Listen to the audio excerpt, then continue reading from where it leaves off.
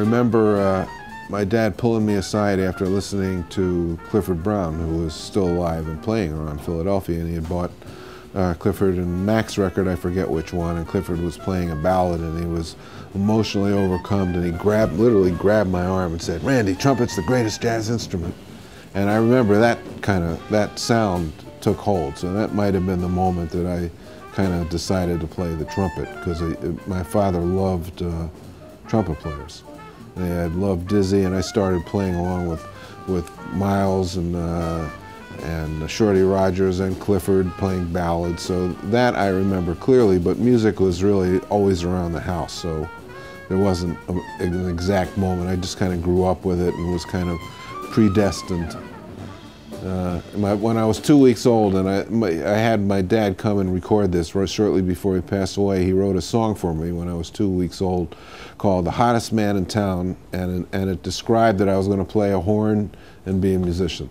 2 weeks old, so I think I was predestined in that respect. When I was 15, my father took me to this club I remember really clearly, because this was the first time I sat in with anyone who was professional. It was a club called the Proscenium, which was on Chestnut or Walnut and around 17th Street. I think it was Chestnut, and it was a wonderful alto player by the name of Clarence C. Sharp who played there, and he was nice enough to let me sit in as a 15-year-old, and I was basically really just playing by ear, but he liked what I did and was very encouraging, so he only played once or twice a week during the week, but he let me come by when I turned 16 and I had a car, I could drive in, and he let me sit in whenever I chose to. So I think that the fact that I was a young white kid from the suburbs, I think that was kind of made it somewhat of a novelty.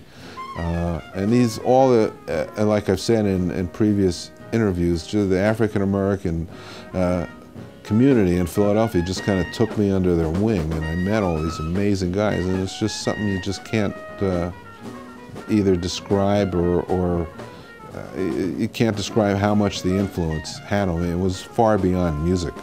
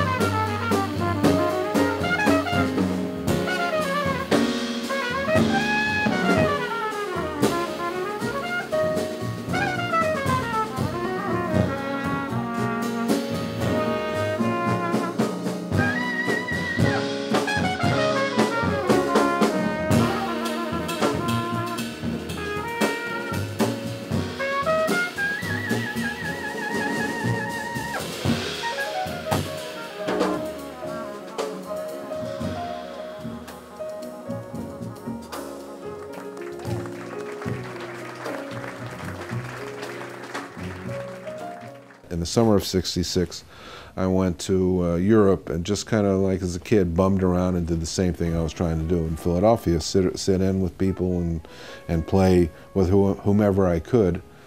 And the culmination of that summer was a contest in Vienna where just scores and scores of musicians, mostly from Europe, attended. The judges were, there was one judge on every instrument.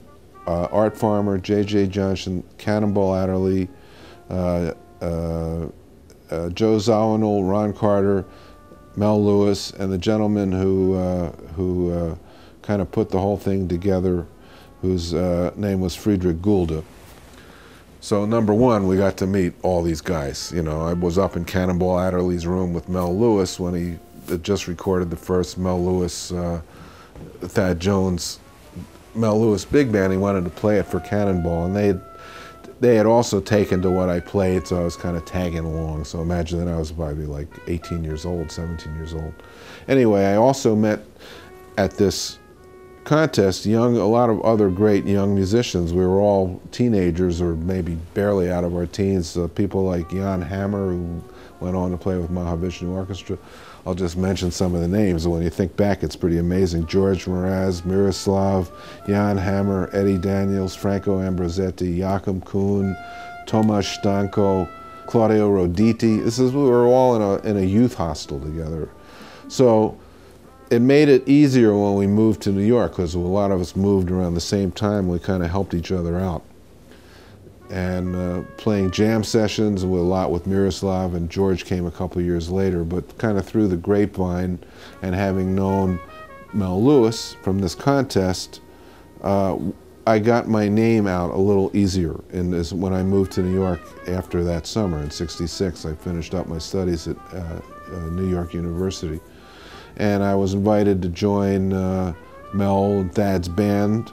I joined the Duke Pearson Big Band, and it was easier, for lack of a better word back then, it was easier to network.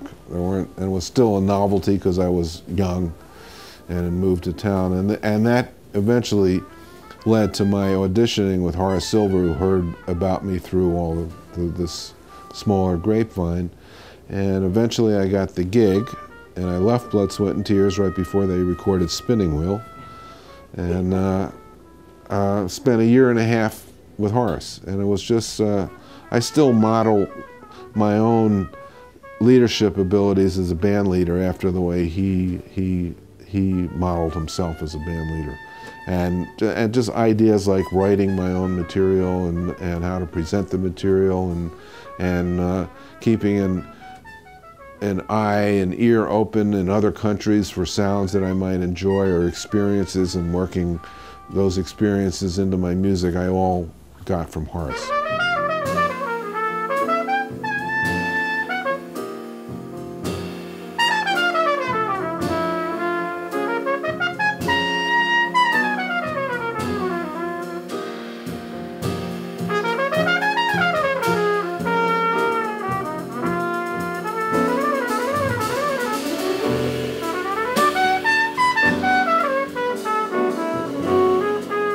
I've been in New York since 1966. I'm 45, I don't know, do the math, odd years, but it still feels like I'm from Philly. Whenever I go home, it's still home.